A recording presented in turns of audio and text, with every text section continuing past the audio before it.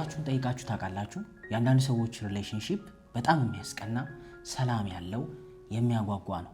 ነገር ግን የኛ እንቅልፍ የሌለው ብጥብጥ፣ ጭቅጭቅ፣ መከባበር የሌለበት በየቀኑ ለቅሶ፣ በየቀኑ ሐዘን፣ በየቀኑ ተስፋ መቁረጥ፣ በየቀኑ የት ገባች፣ በየቀኑ የት ገባ፣ በየቀኑ ራሳችንን የምናጣበት ይሆናል። አንዳንድ ጊዜ ሰዎች ስለ ወደፊት ህይወታቸውን ለማሻሻል በስራ እንዴት እንደግ፣ ልጆቻችን እንዴት እናሳድግ፣ የፍቅር ግንኙነታችን እንዴት ይጠንክር ይላሉ።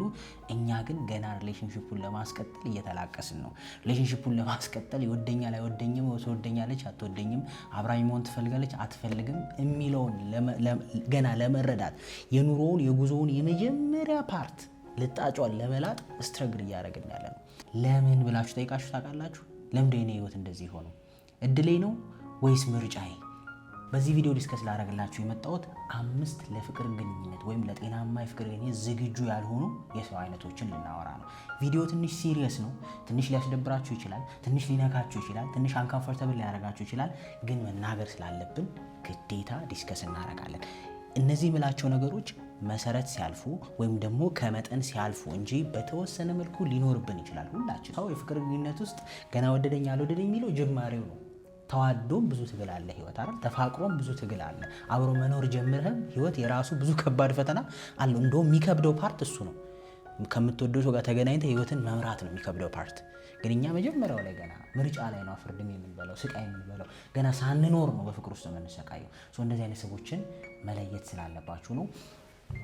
5ቱም ኢምፖርታንት ናቸው። ራሳችሁንም እንድትመዝኑባቸው ስለምፈልግ ነው። ሰው ላይ ከመጠቆማችን በፊት እኛም ራሳችንን ማየት ስላለብን። ስለ ሪሌሽንሺፕ በምናወራው ሀሳቦች ተጠቃሚ ነን ብላችሁ የምታስቡ ከሆነ ቻናሉን ሰብስክራይብ አድርጉ፣ ለሌሎች ሰዎች ሼር አድርጉት። ምክንያቱም እኛን እንድንሰራ እንድንበረታ ሞር ስለሚያደርገን። የመጀመሪያው ላቭ ቦምበር ወይም ደግሞ ከመጠን ያለፈ አድናቂዎች ይባላሉ። እነዚህ ሰዎች በፍቅር ግንኙነት ውስጥ ከልክ በላይ ገና በመጀመሪያው ቀን የመልአክ ስሜት እንዲሰማ ሆር እንዲሰማሽ የሚያደርጉ በአድናቆት እጥብ የሚያደርጉን የሚሰማን ስሜት ስለ ራሳችን በቃ ዓለም እኛ ሁሉ እጅ ላይ ተቀመጠች እስኪመስለን ማድረግ የሚችሉ ናቸው። እነዚህ ሰዎች በደንብ አድርገው ነው የሚያደንቁን። በመጀመሪያው ቀን ስለ ልጅ ሊያወሩን ይችላል አይደለም? በቃ ከአንቺ ውጭ መኖር እንደማይችል ኦር እንደማትችል ልትነግር ትችላለች። ሁሉንም ነገር የመጀመሪያው ቀን ነው የሚሰጡን፣ ወይም ደግሞ የመጀመሪያው አንድ ዊክ ላይ ከህይወቱ በላይ ከስሜቱ ፍቅር የሚይዛቸው ሰዎች ናቸው። እነዚህ ሰዎች ይህ ከኢሞሽኑ ከራሽ ስሜቱ ከዶፓሚኑ ፍቅር የሚይዛቸው ልክ አንድ ሰው ቀሞ ወይም ጠጥቶ ኦር የሆነ ሱስ አድርጎ ደስ የሚል ስሜት እንደሚሰማው ከሱ ፊሊንግ ነው አይደለም? ሰውየው በነገራችን ላይ ከጫት አይደለም ሱስ እኮ ያዘው አይደለም? ከስሜቱ ነው አይደለም? ጫቱ አይደለም። ጫት እኮ ጉዳዩ አይደለም። ላይክ ጀስት ቅጠል። ለጫት ሂውማኒቲ አይሰማው ማን ሰው አይደለም? የሚሰማው የሚሰጠውን ስሜት ነው የሚወደው አይደል? የሚያነቃቃው የሚያበረ ልክ እንደዛው በሰዓቱ ያን ነገር ሲያወራ ወይም ከአንቺ ጋር ወይም ከአንተ ጋር ባላት ግንኙነት የሚሰማን ስሜት ነው የሚወዱት። ዶፓሚን አዲክት የሆኑ ሰዎች ናቸው። ስለዚህ ምንም ነገር ይላሉ ያችን ስሜት ለማግኘት ምንም ነገር ቃል ይገባሉ። የልጆቻቸው እናት እንድትሆኝ እንደሚፈልጉ ይነግሩሻል። የልጆቻቸው አባት አይደለም በእንዳንተ አይነት ሰው አይታ እንደማታቅ መልአክ እንደሆንክ ቅን እንደሆንክ በአንድ ቀን ሊታወቅ የማይችለውን ባህሪን ሳይቀር ይነግሯል። በእርግጥ ይሄን ስል ቅድም እንዳልኩት በተወሰነ መልኩ ሁሉም ሰው ላይ ይኖር ይችላል። የመጀመሪያው ፊሊንግ ደስ ስለምትል ሁሉም ሰው የተወሰነ ሸርተት ማለት ነገር አለ፣ የማካበት ነገር አለ። ግን ከሊሚት ያለፈ ይሆናል። እነዚህ በጣም ብዙ ቃል ነው የሚገቡት። መሸከም ከምንችለው በላይ መቋቋም ከምንችለው በላይ ነው የሚጭኑብን። ገና በትንሽ ቀን ውስጥ በቀን 50 ጊዜ ይደውላሉ። የአንቺ መብላት መጠጣት ምናልባት ላለፉት 20-30 ዓመት ብቻሽን እንዳልኖርሽ እስኪሰማሽ ድረስ መብላትሽ መጠጣትሽ 50-60 ጊዜ። ግን የሚገርመው በአጭር ጊዜ ውስጥ የሚቆም ስሜት ነው። 2 ወር 3 ወር ሊያልፍ አይችልም። ምናልባት የምንፈልጋቸውን ነገሮች ካገኘን በኋላ አይቀጥልም። ልክ ሰው ከምርቃና በኋላ የሚሰማውን ስሜት አስበው። ተመልሶ ዳውን ይሆናል። ተመልሶ የሚያስጠላ ስሜት ውስጥ ልክ እንደሚገባው ያ ሁሉ ስሜት የሆነ ነገር አቺቭ እስኪያደርግና ሳቲስፋይ እስኪሆን ድረስ ነው። ሴክሹዋል ነገር ሊሆን ይችላል ለወንድ ሴት። በቃ ያን ስሜት ነው የሆነ የዋን ዊክ የቱ ዊክ ላይክ ቢበዛ 2 ወር 3 ወር ስሜት ነው የሚሆነው። ምክንያቱም በትንሹ የጋለ በፍጥነት የጋለ በፍጥነት ይቀዘቅዛል አይደለ? በፍጥነት ቃል የሚገባ ሰው በፍጥነት ይክዳል አይደለ? ልክ እንደዛው በፍጥነት የጋለ ሁሉም ነገር በአንዴ መጨረስ ስለሆነ በአንዴ ደግሞ ይጠፋል። ያ ስሜት ኮምፕሊትሊ ሸዳውን ያረግሻል ኦር ታረጋለች። ኮምፕሊትሊ ያስጠላል። የገባችሁ ቃለላ ሰውነቷን መሰውረር ይጀምራል ወደ ራሷ ስትመለስ አይደለም? አንዳንዴ ሰክረህ ኦር ጠጥታ የሚሰማ ስሜት አለ። ወደ ራስ ስትመለስ ምን ሆኜ ነው አትልም? እንደዚህ አይነት ስሜት ነው የሚሰማቸው። እንከንሽን ማየት ይጀምራል። ከዛ በኋላ እንከንህን ማየት ትጀምራለች። ጸጉሯ እንደዚህ ነው እንዴ? ቁመቱ እንደዚህ ነው እንዴ? መልኩ እንደዚህ ነው እንዴ? ይሄ ጎሏል እንዴ? መባባል ይጀምራል። መጀመሪያ ግን አይታወቅም። መጀመሪያ ግን የምታደርገው ነገር አይታወቅም፣ ስሜት ውስጥ ነው። ስለዚህ በአድናቆት ውስጥ ተሸውደው ብዙ ሰዎች ዋጋ ይከፍላሉ። ፍጥነት ጥልቀትን አይናገርም። ፍቅር ግን ውስጥ አይደል? በፍጥነት የሆነ ሰው ወደድ። ግን ብዙዎቻችን የምንሸወደው በተለይ ሴቶች እዚህ ጋር የሚሸወዱት ክሊክ አረግን አይደል? ባንዴ ነው ማች ያደረግነዋል። ወዲያውኑ ስሜቱ ተሰማኝ አይ ፌልት ኢት ኢን ማይ ሃርት እንላለን። በነገራችን ላይ ሪያሊቲንና የሚጠቅምንና ማይጠቅምን ነገር እኮ የምትለየው በሎንግ ተርም ነገር እንጂ አይደል? ለምሳሌ ስኳርም እኮ በጣም ይጣፍጣል አይደል? ማርም ይጣፍጣል። ከሁለቱ ይጎዳል። እንግዲህ ሳይንስ ላይ ያለው ለኔ የፈለኩት አንድ ነገር ስለተሰማህ ልክ ነው ማለት አይደለም። ብዙ ጊዜ ሴቶች ደግሞ ስሜታቸውን ስለሚከተል በዚህ ይጎዳሉ። በአድናቆት በጣም ይሸወዳሉ። በተለይ አንጌጅ ላይ ለምን ማን ይጠላል? ያንን ስሜት ደግሞ ለራስ የምትሰጠው ምክንያታዊ እንትን አለ፣ ሎጂክ አለ አይደል? ባንዴ ነው በቃ ነገሮች ፍጥነ ያልኩ ክሊክ ነው ያደረግነው። ስሜቴ ውስጥ ገባልኝ ማለት ተረዳኝ።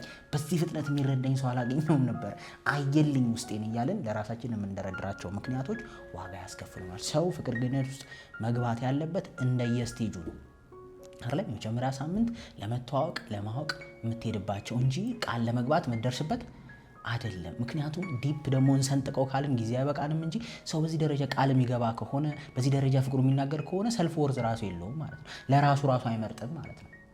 ረዳይ ለአንቺ ብቻ እኮ አይደለም። አንቺ ስማትጠቅሚ ብትሆኚ ለአንተ ብቻ እኮ አይደለም አይደል? እሷስ ማትጠቅማት ቢሆንስ? ሰው በአንዴ ቃል ሲገባል ምናምን ሲል ለራሱ እንኳን እያግበሰበሰ ነው ማለት ነው። ምክንያቱም እንዴት አወቀች እኔ ጥሩ ሰው እንደሆንኩ ለሷ እንደማዋጣት በምን አወቀች? በየቀኑ እንደዚህ ፍቅር የምታጥበኝ እሺ እኔን ትሸውደኝ እሷ እንደምጠቅማት በምን አወቀች? ይሲ ስለዚህ ከሰልፍ ወርዝ ጋር ይገናኛል ማለት ነው። ያገኘውን ከሚበላ ሰው ጋር ይገናኛል ማለት ነው። አስሎንጋ ሲሆነ ስሜት ከተሰማ በጭንፍተኝነት ከሚሄድ ሰው ጋር ይገናኛል ማለት ነው። ስለዚህ should really carefully መጠንቀቅ ያስፈልጋል። ሰዎች ከሚገባው በላይ ቫልዩ ሲያረጓችሁ፣ ከሚገባው በላይ ስሜት ሲያሳዩአችሁ ጤናማ ላይሆን ይችላል አይደለም? ሁሉ ነገር በጊዜው ሲሆን ነው የሚያምረው አይደል? ቃል ለመግባትም ሊያውቁሽ ይገባል። በዚህ ደረጃ የልጆቼ እናትም ለማለት ባህሪሽን ሊያውቁ ይገባል። የልጆቼ አባት አንተ እኮ ለማለት ልታውቂ ይገባል። ዛሬ ስላለች ምናልባት ከፊዚካል ነገር የዘለለ አድናቆት ነሰሰሪ ነው ብዬ አላስብም። የመጀመሪያ ወቅት አይደል? ሰው ፊዚካሉን ምናምን አይተህ ልታደንቀው ትችላለህ። የመጀመሪያ ቀናት መልክ የሚታይ ነው፣ ቁመና የሚታይ ነው፣ ሰውነት ምናምን የሚታይ ነው። ባህሪ፣ ስነ ምግባር፣ አስተሳሰብ ምናምን ግን ቀስ እያለ እያየኸው አይደል? አብረህ ሻይ ስትጠጣ አብረህ እንትን ስትል ራሱ ሙቀቱን እየጠበቀ ልክ ሸክላ ድስት ሲግላል አይደል? ስቴፑን እየጠበቀ አሁን የሚሰሩ እንትኖች አሉ አይደል? ኒኬል ነገሮች ቶሎ ግንፍል ሻይ የሚያፈሉ አይነት እንደሱ አይነት ነገር ሲሆን አይጣፍጥም አይደል? ልክ እንደዛው ቀስ በቀስ መሆኑን ማየት ያስፈልጋል። ስለዚህ ላቭ ቦምብ ከሚያረጓችሁ ሰዎች ተጠንቀቁ። ከአቅም በላይ የሌላችሁን እያደነቁ የሌላችሁን ነገር እየሰጡ ከእድሜሽ በላይ ነሽ አንተ እኮ አስተሳሰብ እንደዚህ እየተባላችሁ በኋላ ዋጋ እንዳያስከፍላችሁ ከእንደዚህ አይነት ሰዎች መጠንቀቅ አለባችሁ። ሁለተኞቹ ደግሞ አቮይደንት ዋን ይባላሉ፣ ወይም ደግሞ ስሜተ በረዶዎቹ ይባላሉ። እነዚህ ሰዎች ቀስ በቀስ ነገሮች እየጋሉ ሲሄዱ አሪፍ እየሄደ ነው ብለን ስናስብ ነገሮች ጠበቅ ማለት ሲጀምሩ የሚደብራቸው ኦር የሚሸሹ አይነቶች ናቸው። ልክ ስሜቱ ጋል ማለት ሲጀምር በልጅነታቸው ለስሜታቸው በቂ አቴንሽን ስላልሰጣቸው ቦታ ስላልተሰጣቸው ስሜታዊ መቀራረብን እንደ ስጋት የሚያዩ ሰዎች ናቸው። ተረተኛል ይፈሩታል። ስለሚፈሩት ልክ ሰው ስሜታዊ መሆን ሲጀምር አይደለ መውደድ ሲጀምር ቁም ነገር ማሰብ ሲጀምር አብሯቸው ይሸሻሉ ወይም ደግሞ ወደ ኋላ ሳብ ያደርጋሉ ማለት ነው። በሚገርም ሁኔታ ይሄ ከልጅነት ጋር የሚያያዝ ነው። በአታችመንት ርዕሳችንን በደንብ ያወራነው ጉዳይ ነው ከዚህ በፊት። ለምሳሌ አብሮ መጫወት፣ አብሮ መዝናናት፣ አብሮ መደሰት፣ አብሮ ታይም ማሳለፍ፣ አብሮ የሆነ ነገር ማድረግ፣ ጉዞ ማድረግ፣ ፊልም ማየት፣ መዝናናት በጣም ነው የሚመቻቸው። እነሱ የሚቀየሩት ቁም ነገር ሲመጣ ነው። የወደፊት አብሮ ማሰብ ሲጀመር፣ ስለ ወደፊት ፊቸርን ፕላን ማድረግ ሲጀመር፣ ፍቅርን መግለጽ ስትጀምር የሆነ ሰበብ ፈልገው ወይም ኦሎ ፈሰደን ስራ ቢዚ ያደርጋቸዋል። ስልክ ማንሳት አይፈልጉም እነዚህ ሰዎች አይደል? የሆነ እንከን ይፈልጋል ወይም ደግሞ በትንሽ ነገር ተቆጥተው ርዕሱን ማስቆም ይፈልጋሉ። እንደዚህ እንዴት ታስቢያለሽ ወይም እንዳታስባለህ በማለት ከዋናው ርዕስ ያሸሹሃል ማለት ነው። ያን ጥያቄ እንዳትጠይቅ ወይም ያን ሀሳብ እንዳታነሳ። ስለዚህ እነዚህ ሰዎች ብዙ ጊዜ ዋጋ የሚያስከፍሉን አጀማመር ላይ ሰላማዊ ናቸው፣ ጤናማ ናቸው። የማይፈልጉት ግን ሲሪየስ ነገር ነው። በእርግጥ እነዚህ ሰዎች ክፉ ሆነው ነው ወይ? አይደለም። ክፋት ሲሆን አመጣጣቸው በዛ መንገድ ስለሆነ የመጡበት አቴንሽን ወይም በሚገባ ስለነሱ ስሜት ቦታ የሚሰጣቸው ሰው አግኝተው ስላላደጉ ዩዥዋሊ የሚያሳዩት ባህሪም ስሜታዊ መቀራረብን ይፈሩታል። ስለዚህ ታዲያ እንደዚህ አይነት ሰውን ማለት ነው በመታገል ወደ ህይወት አታመጣውም። ከውስጥ የተቆለፈን በር ከውጪ በትግል ለመክፈት ሞክር ትሰብረዋለህ እንጂ አትከፍተውም። አረ ምናልባት አባብለህ አስማምተህ ታግሰህ ራሱ ከውስጥ እንዲከፍተው ለማድረግ ትችል ይሆናል እንጂ እንደዚህ አይነት ሰዎችንም አንዳንድ ሰዎች ገፍቶ ታግሎ ውደደኝ ብሎ ምን ብሎ ፍቅር ውስጥ ለመክተት የሚሞክሩ ሰዎች አሉ። ይብስባቸዋል። ምክንያቱም ቀጥታ ከውጪ በሩን እየታገልከው ነው፣ ግን እነሱ የቆለፉት ጌት ነው፣ ከውስጥ ነው፣ ቁልፉንም ይዘውታል። ስለዚህ ቀስ በቀስ እንዲያምኑ ትረስት እንዲያረጉና ራሳቸው እንዲከፍቱ ነው ካረክም የምታረገው ወይም ካረክሽም የምታረጊው እንጂ ከውጪ ከፍተዋል ሞር ቀርባቸዋለሁ ሞር ውደደኝ ሞር እናውራ እያልን ፑሽ ባረግናቸው ቁጥር አብረውን መሆን ይቸገራሉ። የአቮይደንት ሰውን ባህሪ ስለሆነ ነው። ሶስተኞቹ ዘ ኢተርናል ቪክቲም ይላቸዋል፣ ወይም ደግሞ ሁል ጊዜ የተበዳይነት ስሜት የሚሰማቸው ናቸው። ጭንቅላታቸው ውስጥ ያለው ዓለም ላይ ለተፈጠሩ ወይም እነሱ ላይ ለተፈጠሩ ማንኛውም ነገር ጥፋተኛው ሌላ ሰው ነው ብሎ የሚያስቡ ናቸው። እነዚህ ሰዎች በነገራችን ላይ ክፉ ሆነው ሳይሆን አንኮንሽስ ናቸው። በንቃተ ህሊና ምን እያደረጉ እንደሆነ ብዙ ጊዜ አያስተውሉትም። ከማኒፕሌቲቮቹ ውጭ ወይም ከናርሲስት ከምንላቸው ውጭ ያሉት ማለት ነው አያውቁትም ለምን እንደሚያደርጉ።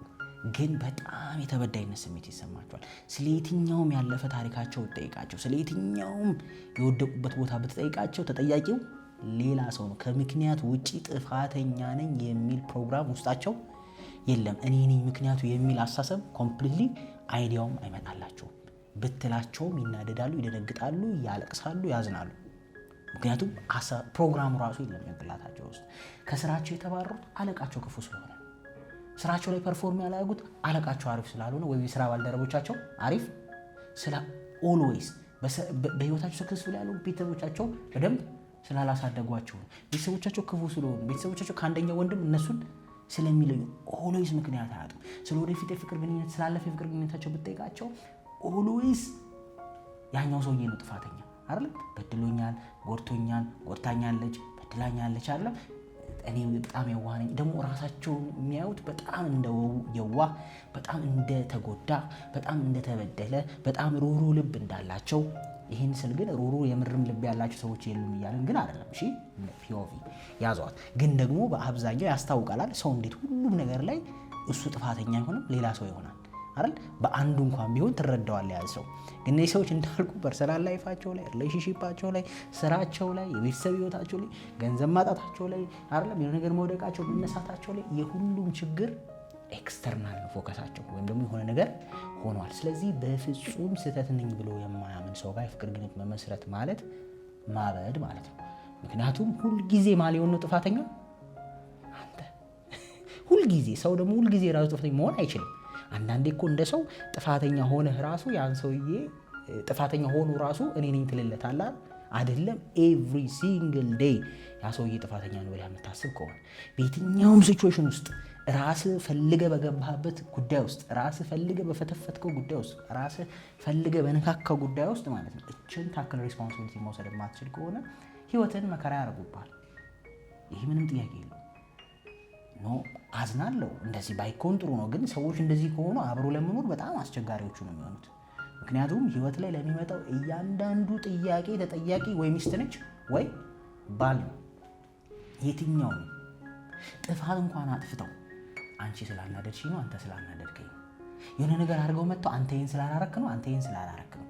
እያንዳንዱ በፍጹም በቃ ራሳቸውን ከመውቀስ የሚሰማቸው ሌላን ሰው መውቀስ ነው። እንዲህ የምታረግ ከሆነ ወይም እንዲህ የምታረጊ ከሆነ ቁጭ ብለሽ ለራስሽ ማሰብ ያለሽ የምን ጤነኛ ነኝ ወይ?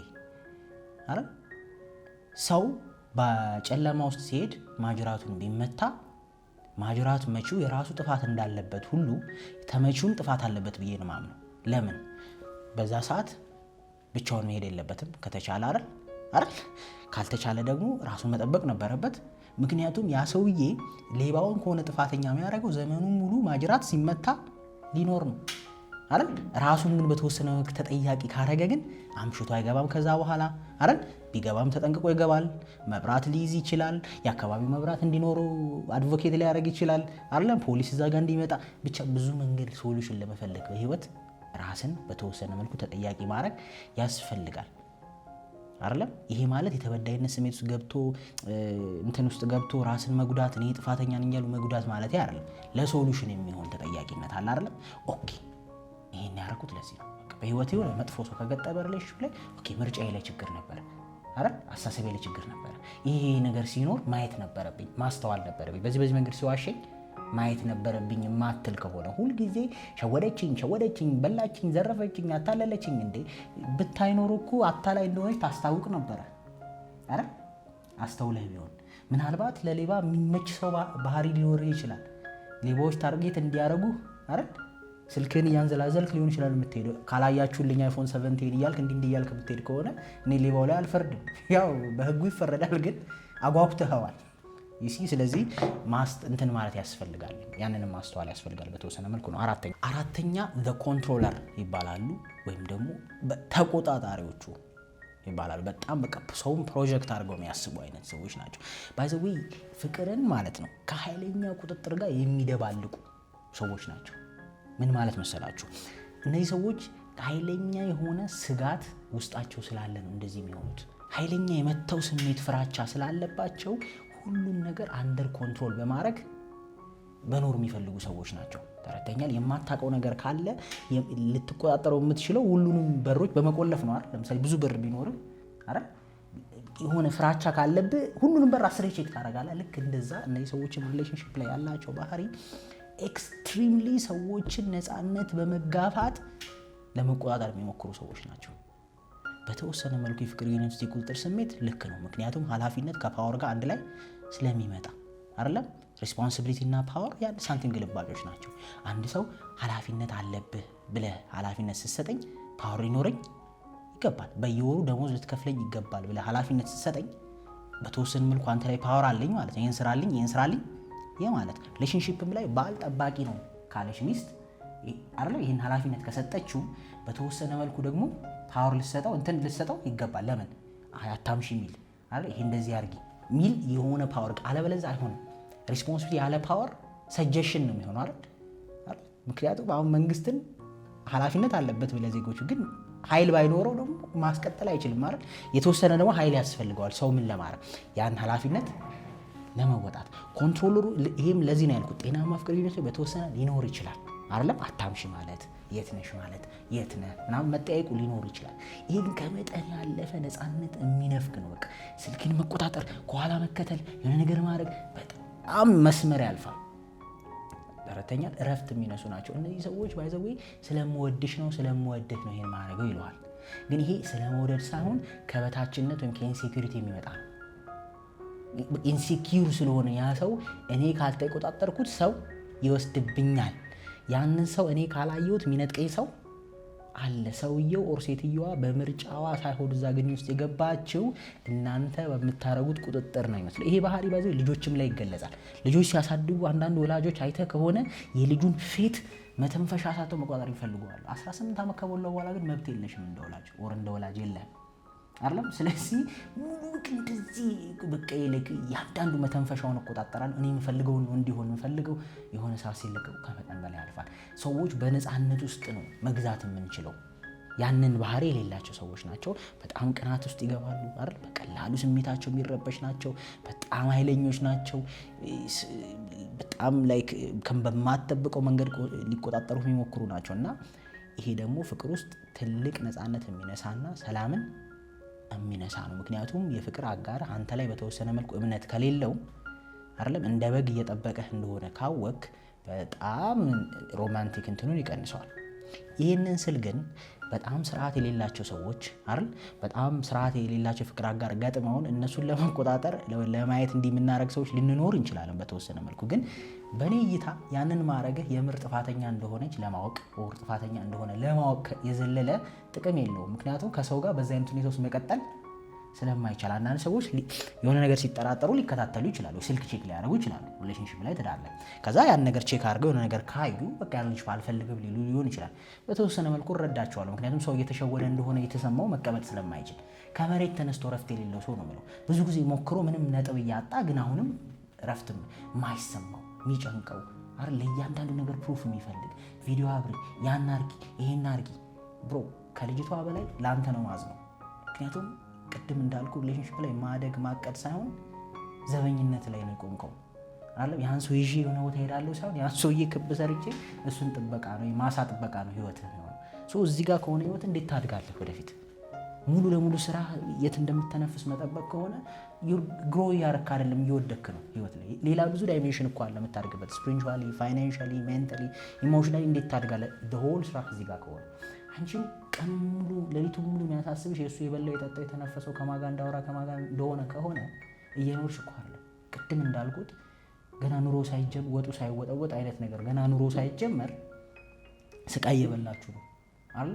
ስለዚህ በቀላሉ ከእናንተ ጋር ሰላም ሊሰጣችሁ የሚችል የህይወትን ፈተና አብሮ ሊፈተን የሚችል ሰው እንጂ በዚህ ደረጃ መተነፋፈሻ የምታጣበት መሆን አለበት ብዬ አላምንም። ይሄ ሀሳብ በነገራችን ላይ ከምትቆጣጠራት ወይ ከምትቆጣጠሩ ሰው በላይ ለተቆጣጣሪዎቹ ነው። አንተን እየተጎዳ ያለው ያ ሰው ሲመረው ይሄዳል። እመነኝ ትሄዳለች። ሲመረው ይሄዳል። እመኝ። አንቺ ግን እረፍት ለሰው ነሻል። የሆነን ሰው በቁጥጥር ስር ፈጣሪ እንኳን ያልነፈከን ነፃነት በመንፈግ ውስጥ አብሬ ሆናለሁ ብለሽ ነው የምታስበው። በጣም አደገኛ ነው። ሹድ ቢ ኬርፉል። ይሄ ምክንያቱም እንደዚህ አይነት ሰዎች የመታፈን ሳፎኬት የመሆን ስሜት እንዲሰማን የሚያደርጉ ናቸው። የሰው ልጅ ደግሞ ትልቁ ማጣት የማይችለው ነገር ነፃነቱ ነው። ነፃነት አጣ ማለት ሌሎቹን ነገሮች በጊዜ ሂደት ሉዝ እያደረጋቸው ይሄዳል። አምስተኛና በጣም ኢምፖርታንቱ ቫሊዴሽን ጀንኪ ይባላሉ። የአድናቆት ሱሰኞች ወይም በቃ መደነቅ ከልክ በላይ የሚወዱ እነዚህ ሰዎች ባይዘዌ ወደዳችሁም ጠላችሁም ከፋችሁም ጠላችሁኝ ምንን መነሻው ሎው ሰልፍ ስቲም ወይም ደግሞ ያነሰ የራስ ግምት ነው። ለራሱ ያለው ግምት ያነሰ ሰው ግዴታ ለራሱ ያለውን ስሜት የሚገነባው ሌሎች ለሱ በሚሰጡት ሪያክሽን ነው። ስለዚህ ሌሎች ሰዎች ካላደነቁት፣ ሌሎች ሰዎች ነገር ካላሉት ብቻውን መኖር አይችልም። ራሱን ብቻውን አይወደውም ያ ሰው። ይሄ በእርግጥ ዳይሬክትሊ ከአስተዳደግ ጋር ይገናኛል አይደለም። አስተዳደጋችን ላይ በታች የተደረገን እንደማንረባ፣ ቫልዩ እንደሌለን፣ ኢምፖርታንት እንዳልሆን አይደለም።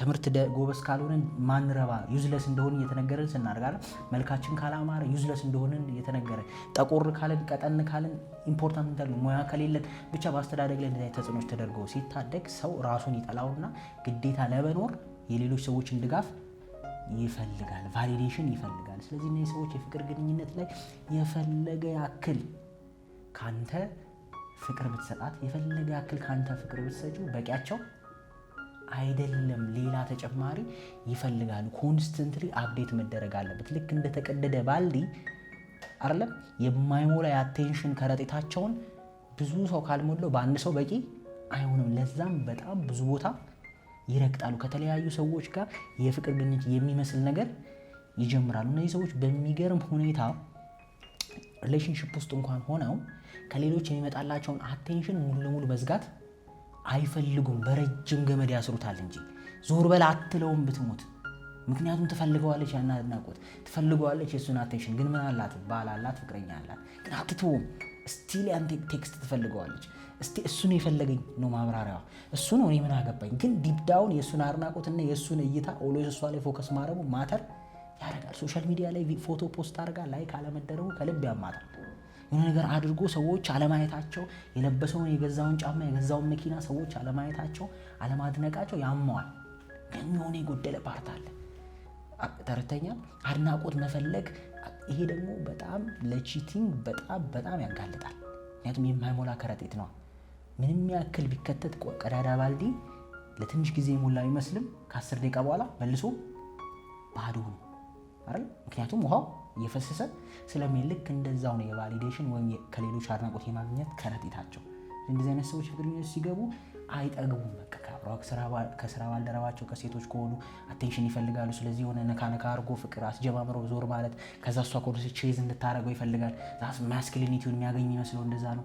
ሴትን ብትሆን በቃ የሆነ ቴክስት የሚያደርግላት የሚያዋራት የሚከተላት፣ ይሄ ሙሉ ለሙሉ አታባረው። ሲስተማቲክሊ ነው የምታስቀ አንተ ምን ሆነሃል የምትለው እንጂ እኔ ባለትዳር ነኝ ስነ ስርዓት ያዛ አትልም። ደፍራ ወይም ሪሌሽንሺፕ አለኝ ዞር በላ አትልም።